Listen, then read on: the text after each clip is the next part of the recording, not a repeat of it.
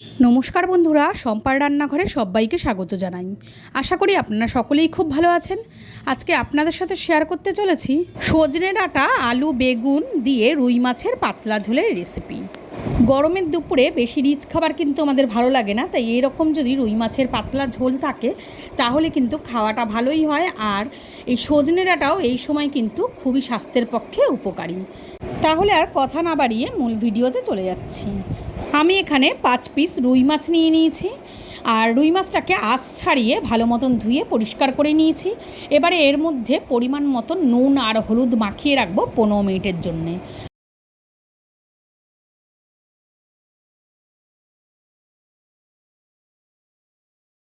পনেরো মিনিট বাদে ফিরে আসলাম। গ্যাসে একটা কড়াই বসিয়ে তাতে পরিমাণ মতন সর্ষের তেল দিয়ে দেবো।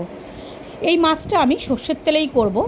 আর তেলটা গরম হয়ে যাওয়ার পর এর মধ্যে এক এক করে মাছগুলো ছেড়ে দেব। প্রথম ব্যাচে আমি সবগুলো মাছ ভাজবো না, 3 পিস মাছ আগে ভেজে নেব। নিচের দিকটা হয়ে গেছে, এবারে একটা করে আমি মাছ উল্টে দেব। আর এরকমভাবেই দুটো পিঠ হালকা লাল করে ভেজে নেব। এই রুই মাছগুলো কিন্তু খুব বেশি কড়া করে ভাজার দরকার নেই, একটু হালকা লাল করে ভেজে নিলেই হবে। এই মাছের ঝোল কিন্তু একটু টাটকা হলেই বেশি ভালো হয়। তার মানে আমি বলতে চাইছি জ্যান্ত রুই মাছ হলেই কিন্তু এই মাছের ঝোলের স্বাদটা বেশি ভালো হয়। তাই আমি এখানে কিন্তু জ্যান্ত রুই মাছ বা টাটকা রুই মাছ দিয়েই কিন্তু এই ঝোলটা তৈরি করছি। প্রথম ব্যাচের মাছগুলো আমার ভাজা কমপ্লিট হয়ে গেছে, এবার একটা পাত্রে নামিয়ে নিচ্ছি। আর একই তেলে আমি বাদবাকি মাছগুলো ভেজে নেব। আর এই মাছ ভাজার সময় আমি একটা মশলা তৈরি করে নিচ্ছি। তার জন্য আমি এখানে 5টা কাঁচা লঙ্কা, অর্ধেকটা টমেটো আর হাফ ইঞ্চি আদা আমি টুকরো করে রেখেছি। এবার একটা মিক্সির জারে এটাকে পেস্ট বানিয়ে নেব।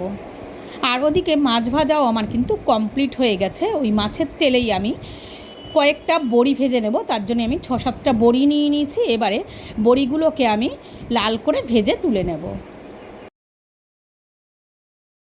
বড়িগুলো আমার লাল করে ভাজা হয়ে গেছে। এবার যে পাত্রে আমি মাছ রেখেছি সে পাত্রেই তুলে নিলাম। এবারে ওই তেলের মধ্যে আমি হাফ চামচের মতন গোটা সাদা জিরে দিয়ে দিচ্ছি।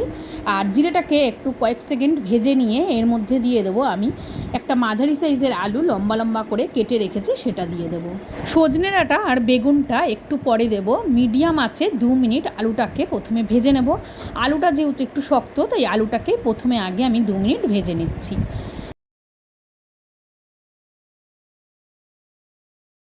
2 মিনিট হালকা লাল করে আলুটা ভেজে নেওয়ার পর এবার কেটে রাখা সজনে ডাঁটা আর বেগুনটা দিয়ে দিলাম। আর সজনে ডাঁটা বেগুন আলু একসাথে একটু নেড়ে চেড়ে নিয়ে এর মধ্যে আমি দিয়ে দেবো স্বাদ মতো নুন। এখানে হাফ চামচের মতন আমি নুন দিয়েছি।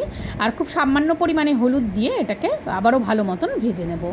আর খুব বেশি সময় ধরে ভাজার দরকার নেই, 2-3 মিনিট ওই গ্যাসের আঁচটাকে মিডিয়ামে রেখেই এই সবজিটাকে ভেজে নিচ্ছি।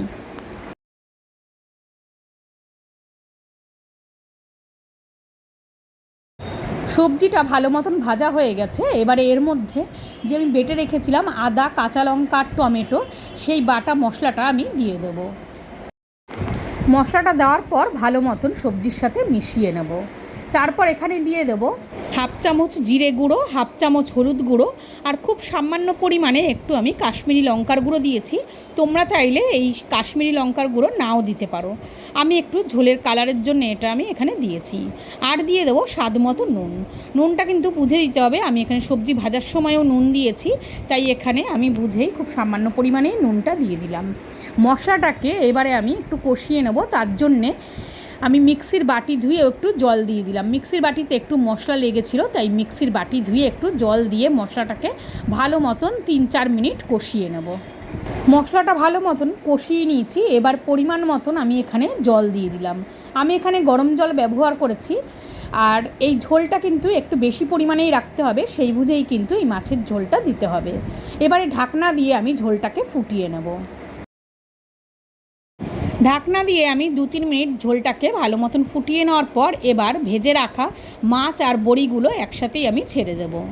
মাছগুলো আমি খুন্তি দিয়ে একটু ঝোলের মধ্যে ডুবিয়ে দিচ্ছি, যেন মাছের ভেতরে নুন ঝাল মশলাটা ভালো মতন ঢুকে যায়।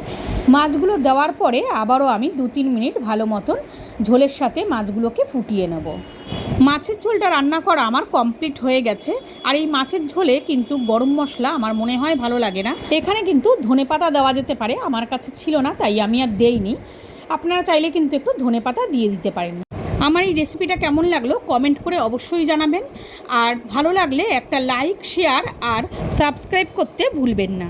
তাহলে আজকের মতো এটুকুই। সবাই ভালো থাকবেন, সুস্থ থাকবেন। আবারও একটা নতুন ভিডিও নিয়ে খুব শিগগিরই আপনাদের সামনে হাজির হয়ে যাব।